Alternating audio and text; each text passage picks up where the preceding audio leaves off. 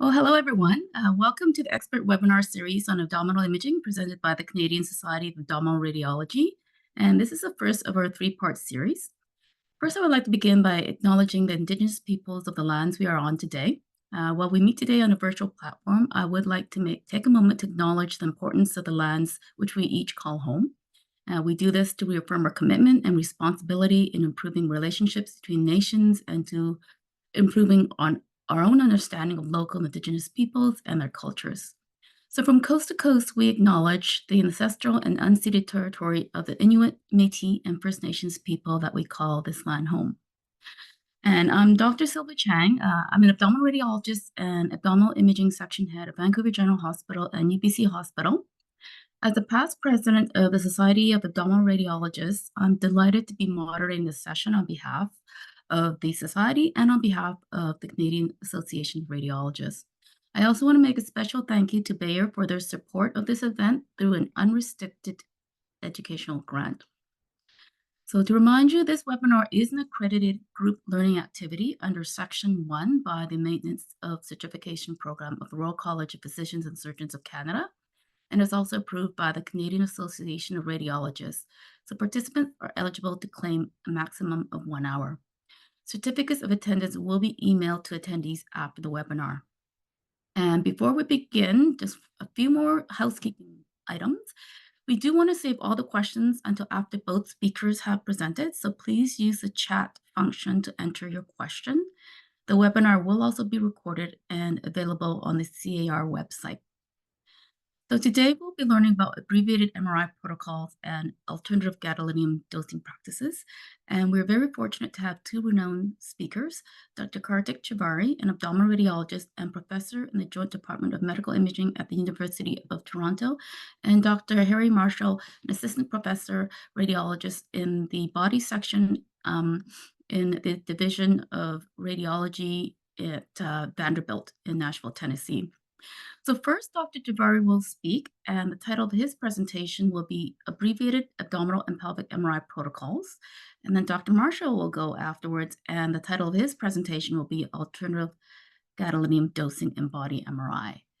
So we will begin with Dr. Jhaveri, please. Thank you, Sylvia,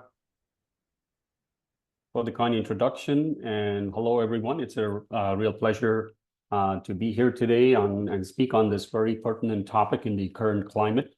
And Sylvia mentioned, I'm going to be covering abbreviated abdominal pelvic MR protocols. I have no relevant disclosures to the content of this preparation. My learning objectives are to discuss challenges, needs, and strategies for streamlining of abdominal pelvic MRI protocols, highlight key areas in abdominal pelvic MRI where we can use these protocols, and then review the evidence and clinical utilization of these protocols. So obviously, all of you are aware of the challenges and needs of body MRI. Currently, there is an immense and rising clinical demand, and there's significant backlog at all institutions. Further, this is compounded by advancing MRI technology, which is moving quite rapidly, and newer indications are being added constantly. And one such example you can think of as quantitative MR, MR elastography, and all this adds additional pressure on the system. Currently, if you look at most surveys across sites, the abdominal protocols and pelvic protocols are probably longer as opposed to neuro and MSK protocols, and you're looking at conventionally around a 30 to 45 minute time slot, depending on the protocol. And streamlining MR utilization and workflow actually is quite critical currently for sustainability of abdominal pelvic MR. So what can we do to address the situation? Obviously, we can get faster images and faster reconstruction, and there are advancing technologies such as parallel imaging, compressed sensing, deep learning reconstruction, and these are being added onto the scanners, but they require additional hardware, software, and advances in your systems, and that can be at an extra cost. More simplistically, you could just reduce the number of sequences acquired or drop the contrast or both in some situations. And this is basically the premise of an abbreviated MR protocol. The principles are that when you're reducing these sequences, they are tailored for specific indications and scenarios and you want to maintain acceptable diagnostic performance without compromising clinical care. And when you do this, you can have faster exams with reduced costs. And at the same time, you have improved patient comfort as well, because the patients are getting in and out of the scanners quite faster than routine.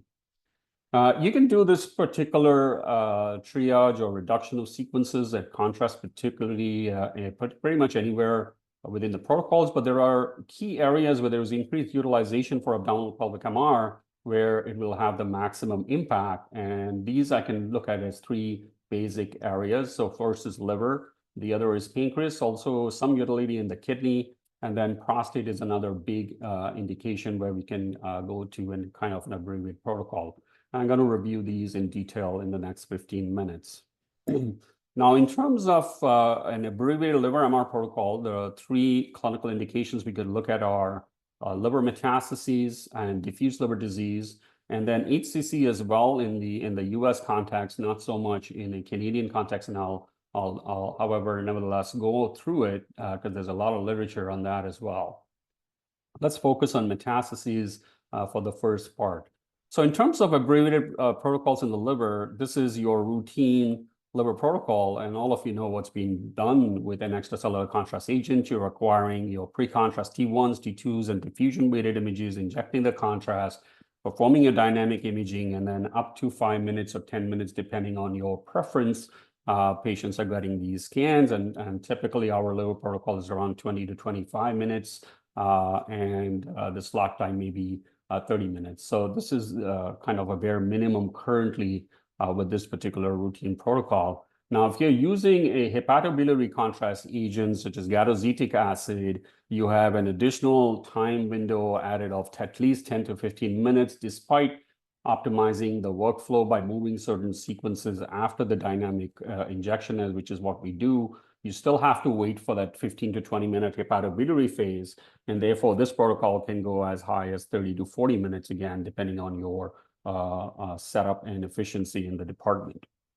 Now, three options exist for an abbreviated liver protocol. The first option is to drop everything except the T2 and diffusion-weighted images. So this is a non-contrast protocol, and you can get this done within 10 minutes. The other option is if you're using a hepatobiliary contrast agent, is to inject the contrast agent outside the scanner and then just obtain the T2 diffusion and hepatobiliary phase image inside the scanner at a time point where you can get the hepatobiliary phase, which is usually at least 10 minutes after the injection. A third option is to basically utilize a quick T2 and diffusion and just perform dynamic contrast enhanced phases similar to a CT, and you can do this with an extracellular contrast agent. And all these three protocols, you could do it under 10 minutes. Now, various protocols can be applied variously and depending on the indication. So let's look at liver metastases first. Now, in the setting of colorectal liver metastases, where you have an increased utilization of liver MR, particularly with hepatobiliary contrast agents, it has been well shown that combining diffusion and gadoxetic acid hepatobiliary phase results in the highest sensitivity for detecting liver metastases. And this is well known since 2010. So it's been over 14 years now we've shown this, and this meta-analysis highlighted this summary in 2016. And further, more recent studies around 2020 have shown further confirmation that you can actually get adequate diagnostic sensitivity with an abbreviated protocol utilizing T2 diffusion and hepatobiliary phase, and this results in an approximate cost saving of at least 40%, irrespective of what system or dollars and currency you're utilizing this savings in. Encouraged by this, another study tried to do a comparison of just utilizing T2 and diffusion-weighted imaging, cutting off, gadoxetic acid or any contrast for that matter, and again found it to be non-inferior to a full contrast-enhanced protocol. However, this was a single study on a single center, and one of the downsides of this is if you're not using contrast, if your diffusion is suboptimal, which it can be in certain situations, particularly in the left lobe because of artifacts of the heart, or even breathing artifacts, or even colonic gas artifacts, you may miss small metastases, which are relevant for surgical planning. And therefore, this is not a very commonly utilized approach in most centers. Where this particular protocol can be very beneficial actually is in the follow-up of patients who are downstaged after chemotherapy. And herein, it has been again shown that when you combine diffusion and hepatobiliary phase imaging with a hepatobiliary contrast agent, that might be adequate to forego the full protocol. And this can be sufficient since you have a baseline scan, which you already performed very recently. And this is what we utilize in our practice. So we do an abbreviated hepatobiliary protocol for patients who are downstage after chemotherapy in the pre-op situation.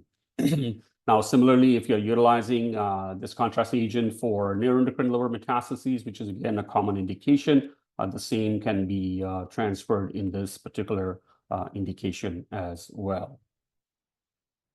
Moving on to HCC, as I said, in the Canadian perspective, we do not really utilize MR for screening patients with HCC risk factors, and this is also well across Europe as well. As you know, most international guidelines currently recommend ultrasound as a screening test. But nevertheless, you look at the sensitivity of ultrasound for HCC detection, and even the PPV is not great. Sensitivity is quite poor. Actually, it's only 60%, and the PPV is moderate at about 75%. And whenever you add some form of contrast, whether it's contrast ultrasound or CT or MR or even a iadozetic acid MR, you have increasing sensitivity and increasing positive predictive value, with the highest obtained with gadolinium MR at 86% and 94%. So because of that, several studies have actually utilized these abbreviated protocols in the setting of HCC screening. So again, those three broad groups of abbreviated liver protocols, which are non-contrast T2 diffusion, and then doing the injection outside, which you probably have heard of at different conferences, where you're using T2 diffusion and hepatobiliary phase, can have accuracies for screening, which is similar to a full protocol. The downside with those two protocols are you cannot assess major criteria for HCC diagnosis if you're using LIRADs. So, because you don't have a portal venous or hepatic venous phase for washout. And so if you're doing a dynamic abbreviated HCC protocol with T2 diffusion and dynamic T1, you could still get benefit of the assessment of major criteria. However, all three abbreviated protocols have been shown to be cost effective. Of course, there is an incremental cost associated with MR and contrast itself. And this has been translated to approximately $12,000 with a life gain year of 7 to 12 months compared to ultrasound. More recently, a large meta-analysis, which was published in Journal of Hepatology in 2021, showed that when you perform simulated screening with abbreviated MR protocols in the HCC setting, essentially the results are very similar to the full protocol. And therefore, in some centers in the United States especially, they do utilize abbreviated protocols for HCC screening. Moving on to diffuse liver disease, although this is not truly an abbreviated protocol, it's a quick protocol that can be done, and you can basically quantify liver fat, iron, and fibrosis in a single exam without contrast, with a very high accuracy, reproducibility, and repeatability, and no IV contrast or ionizing radiation is utilized. And as I said, you quantify fat with MRI-PDFF, iron with a liver iron concentration with an R2 star map, and fibrosis through either elastography or something known as CT1 mapping. So this particular process requires a Brathel multi-echo acquisition, as you probably know, which results in generation of a MRI-PDFF map, which is essentially the proton density fat fraction or the fat content within the liver. You draw ROIs and you get a percentage and you're done. And then you can do the same with an R2 star map to get the liver iron concentration, where again, you draw ROIs, you get the R2 star value, and then you convert that into a liver iron concentration based on previously established conversion formulae. And this is what we utilize. And then further, if you have elastography, you can add that on as a component of a non-invasive fibrosis grading system, where you can get mean liver stiffness values corresponding to different grades of liver fibrosis. And this has been well implemented in the setting of NAFLD or MASLD, as it's called now, in the assessment of liver fibrosis risk. And more recently in 2023, even ASLD has included MR elastography as well as PDFF in the guideline suggestions. So next, move on to the next one, which is pancreas. And this is a big one because, as we know, pancreatic cysts are currently the bane of humanity, I think, and have significant impact on imaging, particularly for MR. Now, most guidelines recommend imaging surveillance, whether the frequency or the duration may be different, but at least most guidelines will recommend surveillance for at least 5 years. And then this was all based on the differences in lesion features and size. The bottom line is these do have risk for getting an adenocarcinoma, even though it may be low. And so the aim here is to detect growth as well as high-risk features, which are essentially a main pancreatic duct more than 10 millimeters or an enhancing soft tissue component within the cystic lesion.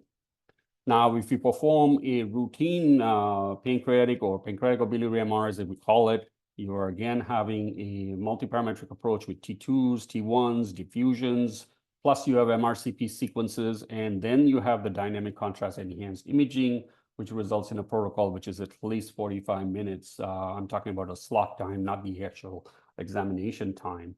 And so in this situation, one option is to perform an abbreviated pancreatic cyst surveillance MR, where you drop essentially the contrast as well as the T1s on surveillance examinations, and then you can perform a non-contrast T2, a single MRCP radial, which is a breath hold, and then a diffusion, and you can get this done in 10 minutes. Now, one of the issues with this particular protocol is you're not giving contrast, so you cannot actually document an enhancing soft tissue component, and you're reliable completely on your diffusion. So if your diffusion is suboptimal, or sometimes you may have mucin plugs, which can actually result in pseudo diffusion restriction in the setting of IPMN. You may get a false negative or a false positive. So you could alternatively replace the diffusion with just contrast, but it will increase your scan time by 5 minutes or so. And so you're still better off than doing a 45-minute examination for the setting of pancreatic cyst surveillance. And this is what we are utilizing in our clinical practice. So if patients have a baseline full assessment, and then all the subsequent scans will be performed with this 15-minute examination. You may, if you wish, forego the contrast, as I said, but there are pros and cons to both approaches. Moving on to prostate, which is a big indication for an abbreviated MR protocol. Now, we know that in prostate imaging, prostate MRI is essentially the standard of care from an imaging perspective, and the guidelines for performing an MR examination are established well by the PIRATS committee, and this is basically known as a multiparametric MR. So what is this so-called multiparametric MR? As we know, it has essentially 3 legs, so to speak. The first leg is T2 weighted imaging, the second leg is diffusion weighted imaging, and then the third leg is DCE. And this results in at least 9 sequences. So you have 3 T2 weighted images, triplanar T2s. You have 2 sets of diffusion weighted images, resulting in 3 diffusion images to look at. And then you have a pre-contrast T1, you have a dynamic, which is a true DCE, dynamic contrast enhanced examination. And then you have a delayed post-GAD examination. And this results in at least 30 to 45 minutes of a scan to slot time. So now, if in this situation, if you can get rid of one of the legs, which is contrast, that is known as the so-called biparametric MR, which can be further shortened by reducing one of the planes of T2. So you can acquire an axial and then just get either a T2 sag or coronal based on your preference. And then you acquire the diffusion weighted images as is. And this can help in reducing the time to under 15 minutes. So do we still need contrast in this situation? And this, as again, there's been a lot of chatter about this since many years, or as early as 2012. And a major meta-analysis, which was published again in 2018, tried to do this comparison and said it's possible. Another study looked at this specifically in the scenario for detection of prostate cancer in biopsy-naive men. And then finally, another study accurately tried to compare the actual impact based on the differences in readers' experience and how does DCE or contrast actually impact assessment of a multiparametric versus biparametric MR. And then in 2020, a multi-center trial from Europe, known as PROMISE, was published, and then they looked at trying to compare the actual impact of contrast in their prospective study when they took out the contrast.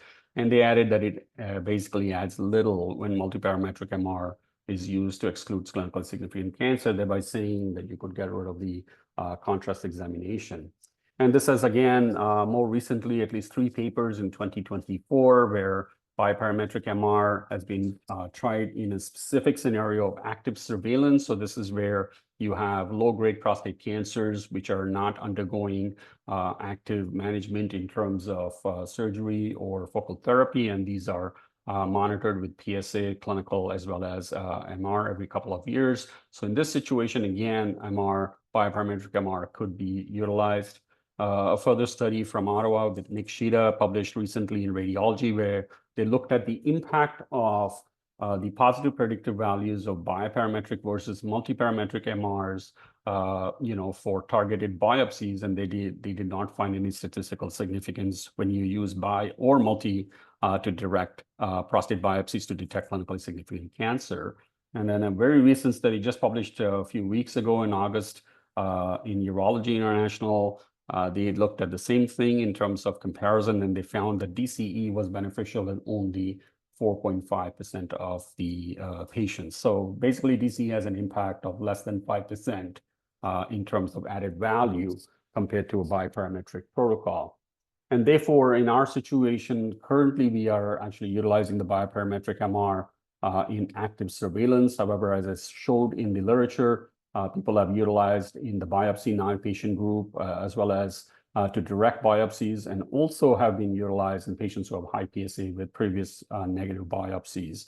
One word of caution that I would want to tell everybody here is that you do want to use contrast in post-treatment scenarios. So in post-radical prostatectomies or after focal therapy, a biparametric MR protocol probably is not adequate, but this is a different niche scenario. And then again, if you get rid of your contrast, be careful, and you need to have very high quality assurance to make sure your diffusion weighted imaging is adequate, as a suboptimal DWI will result in callbacks, and that kind of defeats the purpose of having a biparametric MR protocol. Thus, in conclusion, abbreviated protocols are feasible. You can obtain a short exam time as low as 5 minutes and as high as 15 minutes. You can have either a non-contrast abbreviated protocol or a combined pre-contrast with some delayed post-contrast imaging or dynamic imaging. In the liver, the primary indication is liver metastases surveillance and treatment response. If you're in a practice where you're utilizing HCC screening and surveillance with MR, certainly again here, implementation of abbreviated protocol is very much feasible. And then a new application in terms of a non-contrast quantitative liver MRI for biomarkers is currently in implement in most places. And in the terms of pancreas, I think the #1 yield is for pancreatic cyst surveillance. And then a big area in abdominal pelvic MR protocols is obviously biparametric MR for replacing the DCE component, particularly in active surveillance and in some detection scenarios as well. And thank you very much for listening. I'll take questions at the end. And this is a QR code that has been asked to be included for evaluation for the presentation. Thank you. Great. Thank you, Dr. Jhaveri. As Dr. Jhaveri mentioned, we'll save the questions till the end. Next, I would like to introduce Dr. Harry Marshall, and he will be speaking on alternative gadolinium dosing in body MRI. Thanks, Dr. Chang. Hello, everybody. Here are my conflicts of interest, none of which are very relevant for this talk, and some learning objectives for your reference. So today we're going to talk about the gadolinium-based contrast agents and how they're dosed, why we should concern ourselves with reducing the dose at all, dose reduction by not giving any contrast versus reducing the amount of contrast that we give, and finally some future directions. going forward. So what are the current gadolinium-based contrast agents? Well, here are their chemical structures of the FDA-approved agents, one of which has been clawed back. At the top are the early linear agents, which, as you all know, had some issues with dechelation, which will come up again in our brief talk about NSF. Macrocyclic agents in the middle are much more stable and used widespread today. There are a couple of specialty agents for blood pool imaging and for hepatobiliary imaging. And on the right, there is a newer agent, gadopiclinol, which has a higher relaxivity than most of the other agents, which will come up again when we talk about future directions. In terms of dosing, most agents are 0.1 millimoles per kilogram, with the exception of the new agent that I just mentioned and the specialty agents. You can see also that the relaxivity of the agents varies a little bit, mostly in the range of 4 to 6. So why should we worry about reducing dose at all? Well, an obvious one is cost. Contrast agents cost money in a cash-strapped healthcare system. It's never a bad idea to have some cost savings. The estimated market cap of MR-based contrast media in the world is $1.7 billion US, and that's expected to grow over the next 10 years or so. As with any drug, when you administer contrast, it can have immediate adverse reactions, classified as anaphylactoid or non-anaphylactoid. Granted, these aren't very common with GBCAs, usually in the 0.5 to 2% range, and when they do occur, they're usually mild, but they can be moderate or severe, so anything we can do to reduce their likelihood is of benefit to patients. In the last decade or so, it also became apparent that in patients, even with normal renal function, who are undergoing repeat contrast-enhanced exams, gadolinium was being deposited in the CNS, notably the globus pallidus on the left and the dentate nuclei. Now, although no long-term health consequences have been linked to this phenomenon, it is nonetheless at least unsettling. And the brain isn't the only place that gadolinium deposits. It shouldn't surprise you that it can deposit in the skin because of NSF, of course. And bone is actually the largest reservoir for gadolinium, as it has similar chemical properties to calcium. It also can deposit in the solid organs like the liver, spleen, and kidneys. With respect to NSF specifically, obviously a devastating clinical syndrome where a patient with severe renal dysfunction is injected typically with an older linear agent, which then can dechelate and deposit, inducing a fibrotic reaction. The ACR suggests in patients at risk for NSF, even with using newer agents, we should minimize the dose of GBCA as much as possible. The CAR view is that there's not enough evidence yet to reduce dose below standard, but we shouldn't double dose or undergo serial examinations. Last topic on toxicity is there seems to be a subset of patients that develop some sort of delayed hypersensitivity to gadolinium. This isn't very well understood, but it has been termed gadolinium deposition disease. And so just something to keep in the back of your mind as another possible risk. Finally, in terms of reasons we might want to reduce dose, is pollution.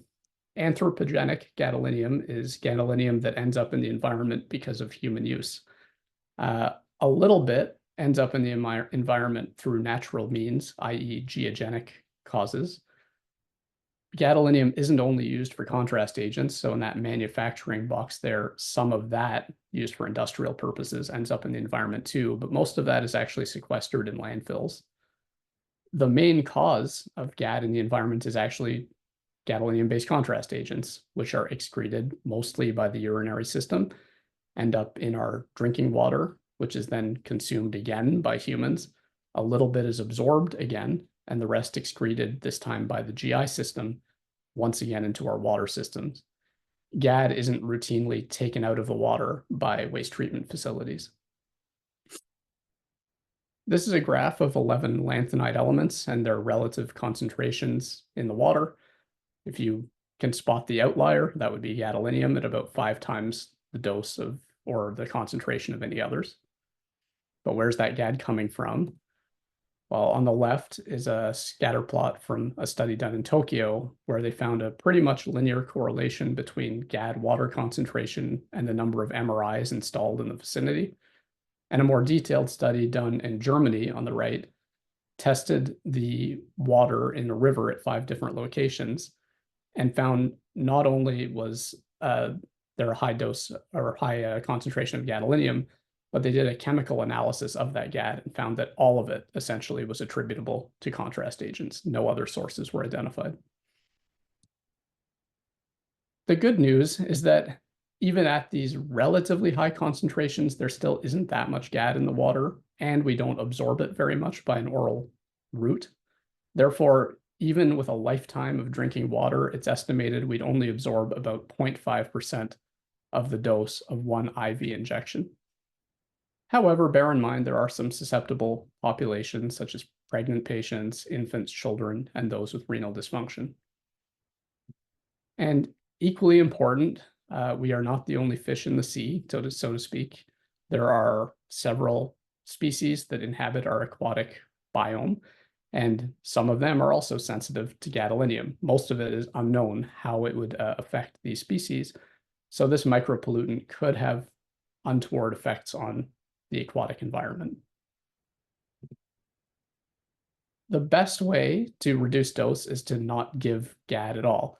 And I think you'll find this section overlaps greatly with Dr. Jhaveri's talk. It'll seem like a slightly watered down version of it, so feel free to shut off your brains or just take it as a review for this next few slides. But we'll start with biparametric prostate MR, which was discussed in much more detail. But I'm just showing you here a recent meta-analysis that is comparing the ROC curves of a biparametric approach versus multiparametric approach. And you can see that there is a great deal of overlap, which is in keeping with what Dr. Jhaveri was saying, that contrast seems to add about 5% value. So there are certainly some situations where it might be appropriate to use biparametric prostate MR instead of multiparametric. HCC screening was also mentioned before. In fact, this graph was shown as well. This is from a recent meta-analysis, and I'll zoom in on the bubble plot. You can see the relatively poor sensitivity of ultrasound for screening for HCC, particularly small cancers. And all those colorful bubbles on the right are a whole bunch of different MR protocols, some with contrast and some without. They're all more sensitive and several are more specific, including some non-contrast approaches. So having recently moved to the US, this is something I thought might be important to include, where MRIs are relatively more easy to acquire. And of course, the IPMN follow-up, the bane of everybody's existence. Here's an example of a full protocol with 16 sequences. This particular group defined a short protocol indicated by the yellow boxes and an ultra-short protocol indicated by the blue boxes, which is only an axial T2 and a 3D MRCP. And in this particular study, comparing the ultra-short protocol to the full protocol, found excellent agreement in terms of identifying nodules and cysts in the main duct, solid tumor, and other high-risk stigmata. And furthermore, the bland Altman plots on the right show you that there's good agreement in measurements of maximal cyst diameter, as well as main duct diameter. However, as Dr. Jhaveri mentioned, there are risks of not including contrast, so it's a bit of a cost benefit if you use it for this indication. It's a matter of some debate when to use IV contrast in rectal cancer staging. Here's a recent paper that came out in Abdominal Radiology about optimizing your rectal cancer staging MR protocols. And they deemed post-contrast imaging non-essential, with the caveat that you should consider it if you're dealing with a mucinous tumor or for restaging instead of baseline staging. So let me show you an example of why. Here is a high rectal tumor at baseline on the left. You can see it has some early arterial hyperenhancement. Post-TNT on the T2, the tumor has mostly evaporated, but there is persistent arterial hyperenhancement suggestive of viable disease, which was in fact confirmed on biopsy. So perhaps we can get away from using IV contrast at initial staging unless the tumor's mucinous, which you might not know in advance anyway. For restaging, there's probably still some value to IV contrast.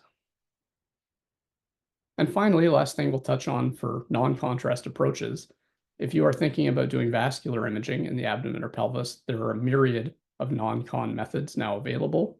I'm not going to go into any details because that's beyond the scope of this talk, but I will refer you to this recent review article, which has a great table summarizing the approaches, their pros, their cons, and their current clinical applications. Sometimes, though, you just have to give contrast. In fact, oftentimes.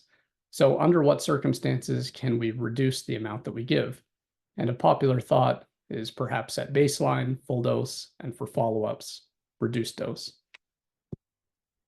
That's what was tried in this study from 2000, where they had full dose liver MR for various liver lesions, and then a follow-up at half dose, which occurred anytime from a couple of months later to even a couple of years later, which of course is a limitation of the study as the lesions could change, new lesions can develop, and so forth.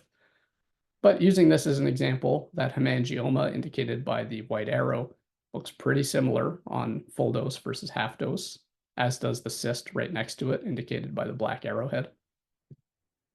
And indeed, the radiologists did not find that the low dose exam inhibited their ability to identify whether the lesion was benign or malignant, nor did it interfere with their ability to characterize the lesion in terms of contrast enhancement pattern. Here's a similar study that used full dose DTPA versus half dose BOPTA, which has a higher relaxivity than DTPA. This is a colorectal cancer metastasis, which I'm showing at arterial phase and portal venous, and again, looks quite similar between full dose and half dose. And again, the radiologists overall felt that there was no difference in their ability to identify lesions on full dose versus half dose exams. Nor did they have any issues characterizing the lesion at full dose compared to half dose. Granted, those studies, as you could probably gather from the images, are a little dated. So here's a more recent example, courtesy of Dr. Kirkpatrick from U of M, showing a full dose liver and a half dose liver, where we happen to see an arterially hyperenhancing lesion, maybe in segment 8 there, and to my eye, very similar in appearance. You can apply the same thinking to renal lesions, and that's exactly what was done in this study, where they gave a half dose of BOPTA for a number of different renal abnormalities. Granted, in this study, they didn't actually have a full dose for comparison, but the point was to see if they could, the images were sufficient to come up with a diagnosis, and they did some comparisons to histology as well. But I think you'll agree in this RCC that the half dose images are sufficient to come up with a differential. Here's another example of an angiomyolipoma with the pre and post cons at the bottom there. And here's a renal abscess with typical rim enhancement in the last panel at the bottom. And their conclusion was, for all 62 patients imaged, they felt that the images were of sufficient quality to come up with a diagnosis, or at least a differential, and that compared favorably to histology. Once again, here's another more recent example from U of M with an RCC on the right at full dose versus half dose. Again, to my eye, very similar. I think the half dose would be totally sufficient to come up with a differential here. The same idea has been applied to some MSK tumors. I know we're deviating a little bit from abdo-pelvis, but just FYI, here's a lymphoma in the thigh at full dose versus half dose, which looks very similar. Most of the time, the observers in the study found no difference between the studies. And when they did see a difference, they thought it was mild. And of note, when they did perceive a difference in enhancement, they could not reliably identify the low dose exam. This is kind of an interesting study in breast that came out of London, Ontario. The idea here was for SBRT planning. In particular, they were wondering if lowering the dose of breast MR impacted inter-observer variability in terms of identifying gross tumor volume. So if you look at the image on the top, there are 5 contours there, and they're somewhat heterogeneous. Whereas if you look at the image on the bottom, the contours seem visually tighter. And without getting into the details of all the metrics that this paper employed, that is what they found. that the low dose actually had a slight edge over high dose in terms of inter-observer variability. The thinking being that there's less kind of vague heterogeneous enhancement at the periphery of the lesion, leading for better lesion delineation. So how about some techniques in the future that might help us further reduce dose? Well, as I mentioned at the beginning, there are some new agents in the pipeline that have high relaxivity. The first to market is gadolinium. And here's a study that was recently published in Radiology showing a whole bunch of different lesions in body radiology, in this case, an HCC on the left and an invasive mammary carcinoma on the right, comparing half dose of gadolinium to full dose gadobuterol, and they look very similar. This was borne out in semi-quantitative analysis where several different radiologist reading groups could not identify a difference in the exams in terms of border delineation, internal characteristics, or overall contrast enhancement. Nor did the radiologists have a particular preference for one scan versus the other. Another new agent is called gadoquatrane. This is just a little bit behind gadolinium in terms of its stage in clinical trials. It's entering stage 3 now, I believe. You can see there are 4 gadolinium ions in this one molecule. This is a preclinical study. You can see on the left that the relaxivity is quite a bit higher in plasma and water than gadobuterol. And on the right is a rat model of brain tumors. The middle column is a standard dose with a conventional agent. And on the right is a quarter dose with gadoquatrane, where the enhancement looks very similar. And indeed, that assertion is borne out in a quantitative analysis where the box and whisker plots of CNR pretty much overlap with one another. And what would a radiology talk be these days without a reference to AI? So this first approach, I'm calling AI contrast boosting. The idea is you inject a lower dose of GAD and then use a deep learning model to simulate what the full dose would have looked like. So if you look at the image on the top right, that's a 10% GAD injection compared to the 100% GAD injection on the bottom left, where you see enhancement around the occipital horn of the right lateral ventricle, which is hard to see on the 10% GAD. But the synthetic full dose image on the bottom right looks very similar to the full dose injection. Now, studies in neuro are a little further ahead than body here, which is why I showed you a brain in the first example. But here's the same idea applied to Primavist in a pig model. The leftmost column is a full dose, the rightmost column is low dose, and the middle column is the virtual full dose. And in this study, radiologists couldn't tell the difference between true and synthetic full dose exams. You can actually take this idea a step further and not inject contrast at all and use deep learning to predict where contrast would enhance given non-contrast sequences as inputs. So your pre-con T1, your diffusion, I'm sure flare in this case. And as you can see in this example of gliomas, it does a pretty good job of anticipating what would have enhanced. The same idea has been applied to cardiac imaging. So here is a late gadolinium enhancement on the top and simulated late gadolinium enhancement on the bottom, generated from non-contrast images with corresponding polar plots. And again, they look very similar to one another. Here's an example in liver. The actually acquired images are on the left, a non-con, a T2, and a post-contrast image, zooming in on some hypoenhancing lesion and the IVC. And on the right are 6 synthetic images, each generated with a different deep learning model, simulating a post-contrast image. I will caution you, though, this approach is susceptible to false positives and false negatives. In these 2 examples, you can see the simulated image shows enhancement where there was none in reality. And of course, that could alter your clinical interpretation.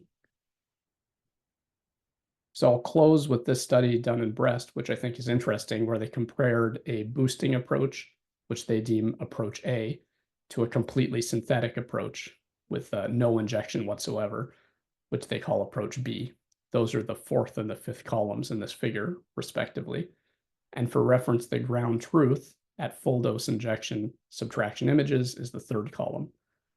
So if you look at approach B, which remember was generated without any contrast injection at all, you'll notice the red arrows point to areas that are false negatives and the yellow arrows point to false positives, neither of which occurred with approach A. And indeed, when they had radiologists assess the fidelity of the images generated in approach A versus approach B, approach A performed much better, which supports my early inclination based on the evidence so far that probably a boosting method will give you more reliable results. But time will tell, and it's an interesting research area to follow. So with that, thank you for your attention. And here's the QR code for speaker evaluation. That's great. Thank you to Dr. Jhaveri and Dr. Marshall for their wonderful presentations. Now, I would like to invite the attendees to ask questions using the chat feature. We do have a couple of questions already in the chat. We'll begin. One is for Dr. Jhaveri. A question is regarding the pancreatic cysts evaluation. Could you not consider maybe doing non-contrast and then follow up with contrast by calling back subset of patients who have poor quality or significant finding or concern? And that would actually then reduce, obviously, contrast use, savings, environmental impact, so forth. Yeah, I mean, as I already addressed this, I think, in my talk, that there are two approaches. One is you could just go with a non-contrast as your surveillance protocol, or you could do, get rid of the diffusion and utilize the contrast. So either approaches are fine. Just to keep in mind that the definition of a high-risk factor is an enhancing soft tissue nodule, and certainly if there's nothing seen, and then it's suboptimal, you could get back the patient. It does add some admin overhead to it, and then when you get back the patient, you still waste another slot, which is equivalent to the original slot. So there's pros and cons to both. Okay, great. And another question for you has to do with AI. Any thoughts on aftermarket post-processing AI software to decrease scan times? Example is Swift MRI. Yeah, so like I think in the introduction of my talk, I already mentioned that there are, apart from reducing sequences, there are sequences and acquisition techniques using AI recon. So one of them, as I mentioned, is something known as deep learning reconstruction techniques, and they do reduce the acquisition time, but it's not sufficient to have an impact in terms of the overall protocol time. So the number of sequences do add up, particularly in body MR, and the biggest bang for the buck would be a combination of both, is to acquire these rapid sequences as well as drop certain sequences. So actually in prostate imaging, you can get the scan time under 5 minutes if you apply these deep learning reconstruction algorithms as well as drop the sequences. So it has an incremental effect. Okay, great. For those in the audience who are thinking of abbreviated protocols, what is your advice? What would you be first steps and advice? Which protocol would you consider? Obviously, it's kind of probably hard not to do it all at once. What would you advise? Yeah, so as I said, it depends on your practice, but given that most practices would have a similar amount of clinical utilization for various indications.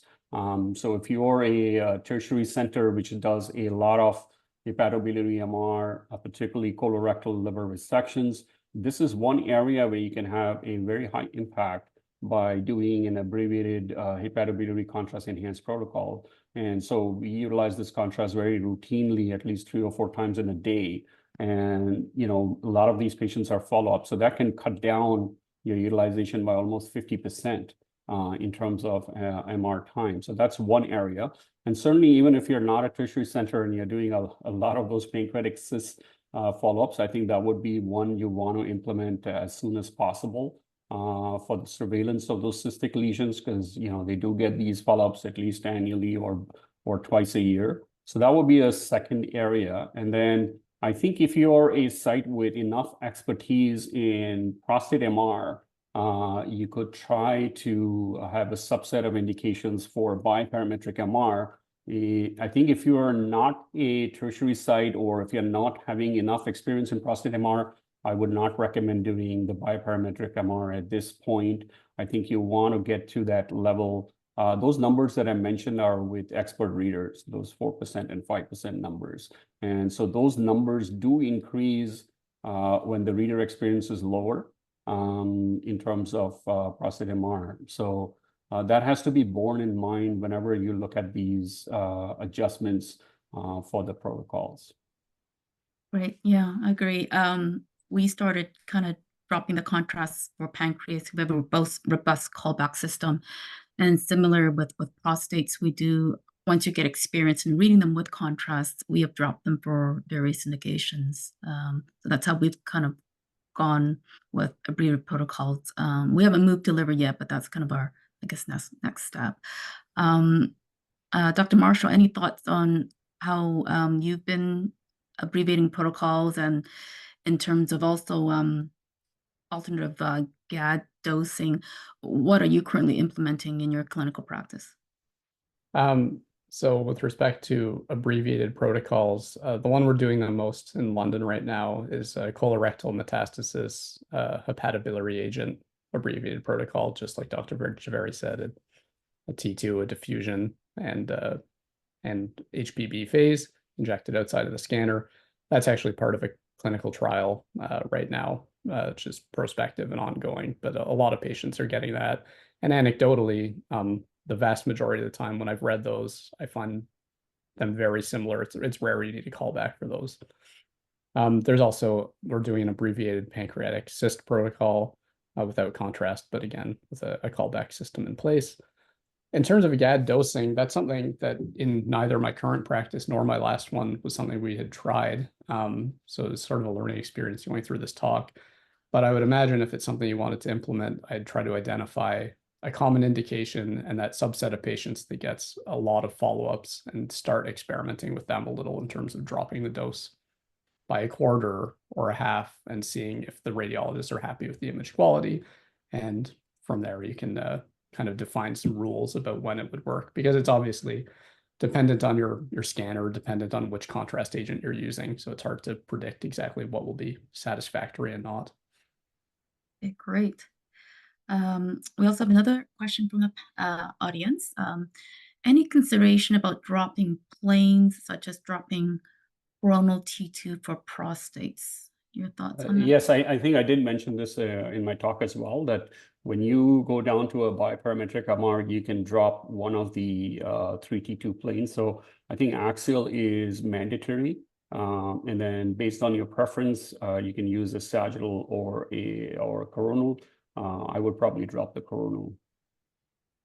Okay, great. So what have you found is kind of, for both of you, I guess we could start with Dr. Jhaveri first, the greatest challenge in kind of implementing these abbreviated protocols? I think the challenge is the number of indications are much larger than the number of abbreviations I can do. I don't see much of a challenge in implementing the protocol as such, because we are a subspecialty practice environment. Everyone is fellowship trained, so I don't have any issues from a reader perspective. I just feel there's not enough time gained even after implementation of certain protocols. Dr. Marshall, your thoughts on how implementation has been for you and what you found most challenging? Overall, it hasn't been that difficult. A little bit of training for the technologists at the front end, communication with your group that this is something we're trying, so they don't all of a sudden get these scans and think they're missing a whole bunch of different sequences and get upset. But overall acceptance has been good once you communicate that to them. So I guess the main problem that I've run into is actually similar to Dr. Jhaveri's. You get clinicians that are kind of getting quicker scan times, especially with a clinical trial, and then they're like, well, why can't we do this for pancreatic cancer mets? Why can't we do this for neuroendocrine tumor mets? Why can't we, whatever? So the indications outstrip the current evidence that we can use these abbreviated protocols. Yeah, I find that this similar situation. I think communication is important in these aspects, and making sure that you include everybody that's involved, include the referring physicians, just so they know why a patient of theirs is being called back. The understanding that because of this, you're getting your scan sooner. We did a project about a callback rate on prostates, and our callback rate was just under 6%. So that was a lot of cost savings, and our urologists were actually quite happy about it because it did reduce the wait list, albeit there was a callback, but that was quite small. So it was great that we had agreement from the urologists, and also the team that's reporting, all our staff, residents, and fellows, and also the booking clerks, because they then have to call the patient back again. So we had to make sure we had a robust way of communicating with a senior booking clerk. It was a dedicated clerk and also a head tech, so they knew that the patient was coming back. Yeah, so that's kind of good things to kind of consider when you're implementing these protocols.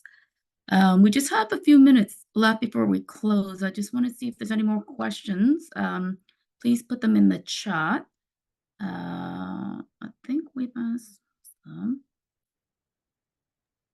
There was one hand up, but I'm not sure if that question has been asked. Ashish Jira. That might have been one of the earlier questions. Yeah, I think that might have been his question. Yeah, the thoughts on aftermarket post-processing. Right. Okay.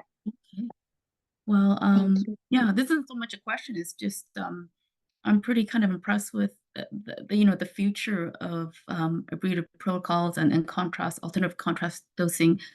Really, the work with AI, where AI can predict what lesions could enhance, but what may be more applicable and more realistic in the shorter time is the contrast boosting with only 10% of contrast dose is actually quite impressive. Yeah, I'm looking forward to more work on that. I thought that was remarkable. Yeah. That was a neuro study, 10%. I haven't seen a body study yet at such a low dose, but possible. And I think with the completely simulated contrast, I guess the implicit assumption is that that information is encoded somewhere in the non-contrast images. And I'm just not sure that that is accurate, that there's no new information provided by actually giving contrast. So. Oh, great. Well, thank you very much. If there aren't any more questions, I would just like to conclude the first part of this 3-series webinar for this fall. And really thank you for joining us. And please remember to take some time to complete the speaker evaluation. We do already have our next webinar plan. It's next month in October 30th, slightly different time. It'll be 7 o'clock Eastern time, 7 to 8 o'clock. Presentations. Well, we'll have Dr. Jhaveri back again. He's going to talk about optimizing liver-specific imaging and its impact on patient care. And along with him, we will have Dr. Cleary, who's a hepatobiliary surgeon, and he will talk about, optimizing liver-specific imaging and the impact on patient care on the surgical perspective. So I would like to close for thanking you again and thanking for Bayer for their support through this unrestricted educational grant. And just a reminder that you're all eligible to claim for 1 hour maximum Section 1 group learning MOC program under the Royal College. And we will be sending out certificates to you in email. And with that, I would like to thank again our speakers. Thank Courtney for helping to organize this. Thank you to Bayer. Thank you to all of you for attending. This will be recorded so you can catch this session again. And I will then, close here and hope you all enjoy the rest of your day. Hope to see you next month, October 30th. Please register.